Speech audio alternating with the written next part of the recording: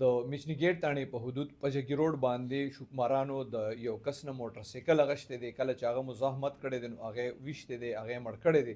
دا کم کس چې مړ دی د په موټر سایکل باندې سورلې وړي راوړي. دې حوالې سره چې میچنی ګیټ تاڼې کې کوم اف ای آر درج شوی په دې کې مدعي دی وحید الله سکنا بادر کلی د ریپورت درج کړی دی او پولیس ته ویلي دي چې د ضرور ګل محمد چې عمر تقریبا 42 سالو وی دا په خپل موټر سایکل باندې سورلې وړي راوړي یو ځای نه بل ځای ته وی هغه بیګا خپل مهنت مزدوري لروته بیا رابطه وسره دی نه کېده. بیا دې ته اطلاع ملو شو چې ګل محمد خو په پجګي روډ باندې نامعلومو کسانو ویشته دي.